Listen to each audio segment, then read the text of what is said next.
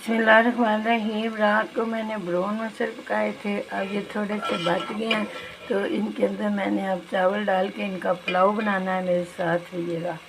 बिस्मिल्लाहिर्रहमानिर्रहीम। ये चावल मैंने भिगो के रखे हैं, अब इसमें डालने लगी हूँ। बिस्मिल्लाहिर्रहमानिर्रहीम। अब ब्राउन पुलाव को मैंने दम लगा दिया तो 10 मिनट के बाद।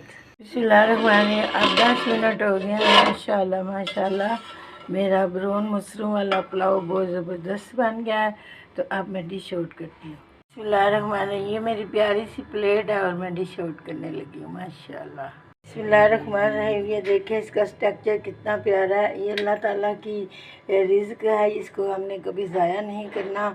और जो भी घर की चीज़ बच जाए तो उसको इसी तरह आपने दूसरी साइड में बना के बच्चों को खिला देनी है। बच्चों को पता ही नहीं चलेगा कि ये क्या है और क्या नहीं है। अच्छी लग जाए तो शेयर करें, लाइक करें, सब्सक्राइब करें, अपनी दुआओं में याद रखें। अल्लाह हाफिज़।